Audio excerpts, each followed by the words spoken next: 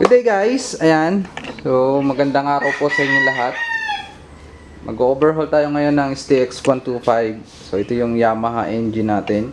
Yamaha STX 125. So ang problem niya ay napakaingay ng kanyang engine. So kalimitan doon sa mga nagagawa ko na STX, more on side bearing yung nagiging problema ng kanyang knocking. So sa makinang to, meron na din siyang konting usok. So check natin kung okay pa ba yung kanyang cylinder head block. So i-overhaul natin siya kasi gusto nating makita yung pinaka crank para ma-check natin yung bearing niya. Kasi yun ang kalimitan nagiging problema ng STX. Bukod pa yung clutch housing. So kapag ganun katindi yung knocking yan, para ma-check natin din yung buong connecting rod, ating i-overhaul siya. So yan, na-set ko na yung aking mga gagamiting gamit. Tapos ay ayun, abangan nyo tong Mio Sporty na to.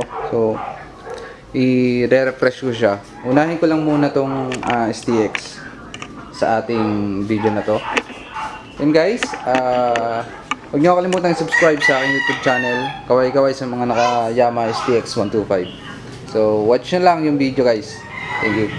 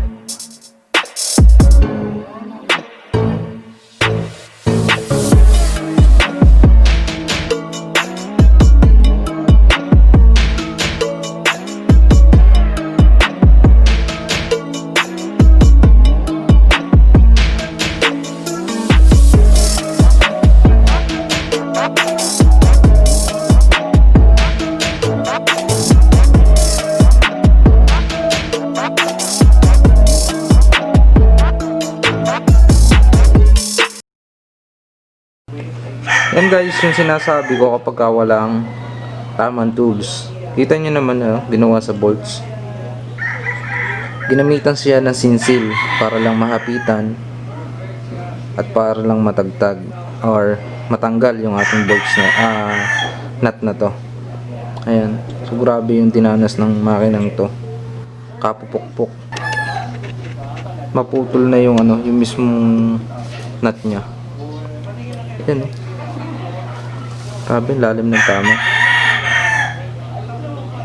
So yan, papayag ba kayo na ganyanin yung makina nyo ng iba? So yun yung sinasabi ko, na bumabayad sana inyo ng tama, pero ang gawa naman pipinsalayan ng inyong makina. Yan grabe, gaano katindi yung ipinalo dyan ng martilyo para lang mahapitan at matanggal siya. Maling-mali po yan. Huwag nyo pong gagayanin yung mga ganyan. Gumamit po kayo ng tamang tools, kasi sa mga mekaniko na hanggang ngayon sinsil pa rin, gumamit po kayo ng tamang tools kasi bumapayad po ang inyong customer ng tama. So tama din dapat po ang inyong serbisyo. Huwag po natin gagawin yan sa ating mga ginagawang motor. Pupukpukin ng pupukpukin, madidismaya yung magpapagawa. Yun, kayo din po yung mawawala ng customer kapag gagawin. Gumamit po ng tamang tools, yun po pinakasolusyon doon. Na labor naman po kayo, nagkakapera, pero bakit ayaw nyo bumili ng tools? Kasi yung tools na yun, malaking tulong po sa inyo. Ito siya. Ayan. Ayan. Na labor po kayo ng 2,000 pesos isang engine overhaul. So yan, makakabili na po kayo yan. Impact wrench para po sa inyong magandang trabaho. Okay?